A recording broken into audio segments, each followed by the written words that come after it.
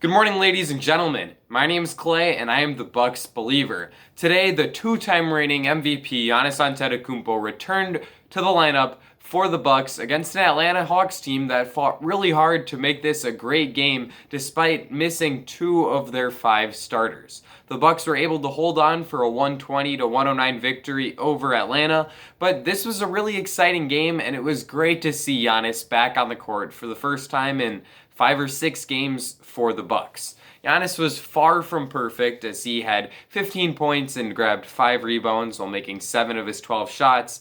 He's clearly going to take some time to work himself back in, get back in the flow of the game, get back to being comfortable with what's going on out there. But he still played well. He still made a positive impact, especially on the defensive end of the court where he picked up 3 steals and also blocked a shot. It was great to see Giannis back on the court, and I look forward to seeing him continue to get back to full strength because the last game that he played prior to this injury was a game in which he had 47 points against the Portland Trail Blazers and made every single shot that he took from inside the three-point line. If we can get Giannis back to playing like that, look out, league, because this Bucks team is coming and they are capable of beating anyone on any given night. Outside of Giannis, this was a really diverse scoring attack as the Bucks had 9 players score 8 or more points. Jrue Holliday was the team leader tonight with 23 points. He also dished out 7 assists and was quite efficient, making 9 of his 17 shots from the field and 2 of his 4 shots from beyond the three-point line. Holliday has been a consistently solid scorer for the Bucks this year, and he's capable of doing so in a variety of ways. Today, it seemed like he was getting to his pull-up jumper in the mid-range more than he usually does, and that shot was going down for Jrue. He also was able to take advantage of the mismatch he had whenever Trae Young was matched up against him, as Jrue was able to exploit that in the first half for an easy layup, and in the second half, where he used a spin move to generate some space and was able to throw down a dunk. So a great game from Jrue, and he was a solid leader for the Bucks on the offensive end of the court.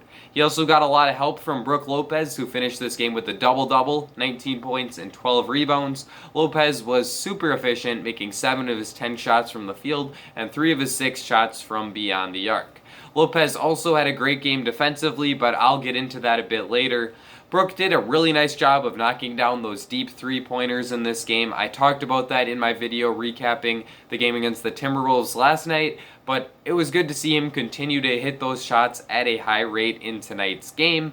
Other than that, I thought that Brooke did a nice job of knocking down some really difficult shots over Clint Capella. Capella is right there in the running for Defensive Player of the Year, and sometimes Brooke was able to make him look silly by forcing Capella to commit some fouls that you usually wouldn't see. So to see Brooke hang in there and battle with one of the best big men in the league was a great sign, and I hope to see him continue to play this well as the season goes on, especially because this is the second straight game where he's played well, as a lot of these sentiments that I'm making in today's video are similar to ones that I made in yesterday's video. Pat Connaughton continued on his hot streak as he had 14 points on 4 for 11 shooting from beyond the three-point line. That brings Pat to 11 for 19 over the past 3 games from threes, and that is a huge improvement from the 1 for 17 mark that he posted in April prior to this hot stretch. Pat's shooting is great to see coming along, and I hope that he can keep knocking down these shots at the high rate he has so far. He also added some value on defense as he came down with 8 rebounds. Connaughton is one of the better rebounding guards in our league today, and he's able to use his athleticism and burst athletically in order to grab a lot of rebounds. So a good game from Pat, and I hope to see him continue to hit shots at the rate that he has, because it makes this Bucks team all that much more lethal on the offensive end of the court when their supporting cast of players like Pat Connaughton or Brynn Forbes, or tonight he was injured, but in most games, Dante DiVincenzo are knocking down shots. Bobby Portis also had a solid game, finishing with 11 points and 7 rebounds. He made 4 of his 9 shots in this one, but he did have a key stretch in the third and fourth quarters where he was really hot and made a couple buckets in a row for the Bucks to allow them to go on a mini run and gain some separation from a Hawks team that had kept the score much closer than you would think for a large part of the first 3 quarters of this ball game. Jeff Teague also had one of his better games as a Buck, as he finished with 11 points and made 3 of his 8 shots from the field. He also did a great job of getting to the free throw line, as he was able to get to the rim quite frequently in this game, and he was able to create some contact from there, and he got to the line on 3 occasions, made 5 of his 6 free throws. Teague also made some really high-level passes in this game, as he dished out 5 assists. I wasn't a huge fan of the Jeff Teague signing when the Bucks made it, but I think he's been better than I expected so far with the Bucks. With him, it really comes down to whether or not his shots are going in. When they are, he provides a really solid scoring punch off the bench. But when they're not, his not so great passing skills and not terrific defense allows him to be a bit of a rough spot for this Bucks rotation. But as long as he's hitting shots like he has been so far with Milwaukee, both from the outside and the inside, I think that he can certainly give them some good minutes, and I've liked what I've seen so far.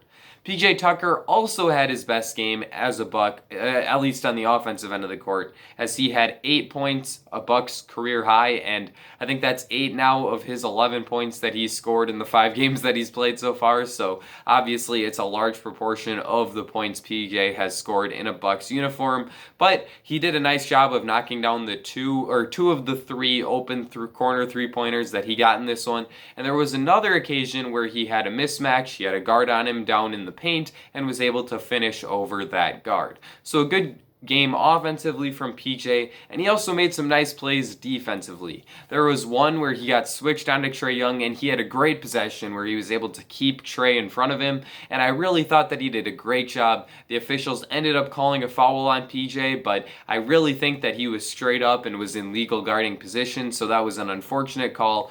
But PJ is clearly going to help the Bucks out on defense. It just comes down to whether or not he's going to be able to hit shots, and tonight he did so that's certainly a good sign. Brynn Forbes added 9 points as he stepped into Dante DiVincenzo's missing starting spot.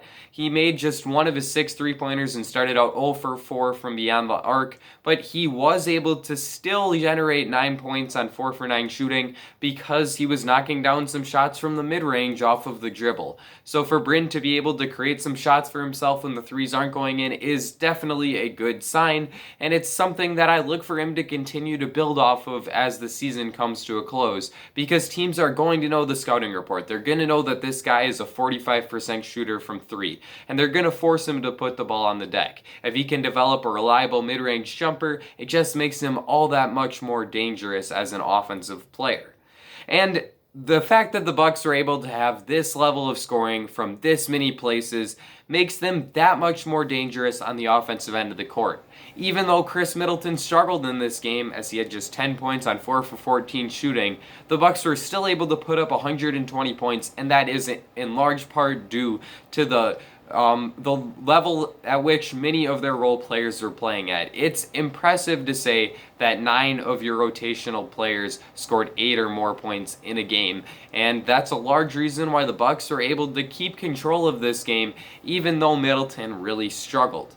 I wasn't super impressed with what I saw for Chris. I thought it felt like he was pressing a bit at times, which is something that he did a nice job of refraining from doing over the past 2 games where I thought he played quite well. So against the Grizzlies on Saturday night, I'm going to be looking for Chris to be a bit more smooth, be a bit more within himself on the offensive end of the court, and hopefully that results in him making a higher percentage of his shots than the 2 for 7 mark that he posted tonight. The one other area that I want to touch on is the defense that the Bucks played on Trae Young. The combination of Jrue Holliday as the primary defender and Brooke Lopez as the health defender was lethal, and it forced Trae to put up a very inefficient 3 for 17 shooting from the field in this game. Ice Trae was still able to manufacture 15 points for himself because he got to the line 9 times and made all 9 of those free throws, but a few of those calls were questionable. There was one foul on Jrue Holliday I disagreed with. I already talked about the PJ Tucker foul, and sometimes it seems like Trae Young gets a better whistle because he is known as a player that generates a lot of contact.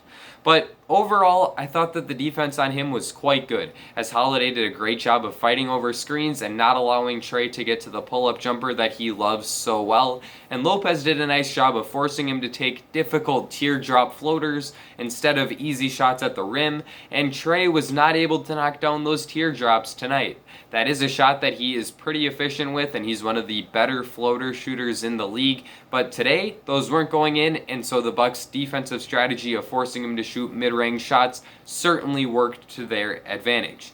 Trae was still able to impact the game positively as he had 9 assists. He threw a couple different alley-oops to Clint Capella, and that lob threat certainly seems to be a pet play of the Hawks and something that they will go to quite frequently in a playoff series. Capella had a solid game, finishing with 16 points and 16 rebounds on 7 for 10 shooting, but I did think that he made a few mistakes and was a little bit more foul prone than you would like to see from a big guy who you're going to be relying on to protect the rim for big minutes during the playoffs. Solomon Hill and Bogdanovich also benefited from Young's stellar passing, as each of those two guys knocked down 6 3-pointers in this game. Hill had 18 points on 6 for 8 3-point shooting, and Bogdanovich had 28 points on 6 for 12 3-point shooting.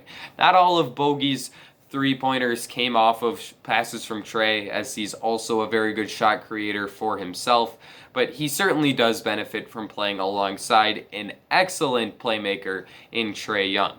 However, while Trae did do a nice job of distributing the basketball, he also struggled to take care of it, as while he did have those 9 assists, he also had 6 turnovers, and that's in large part due to the defense that the Bucks played on him.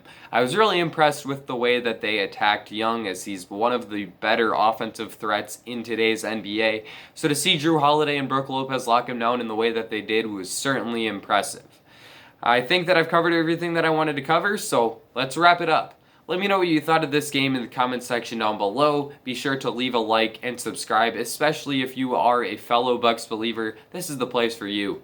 I think that I've covered everything that I wanted to cover, so that's going to be it for me. Ladies and gentlemen, I will see you all again very soon.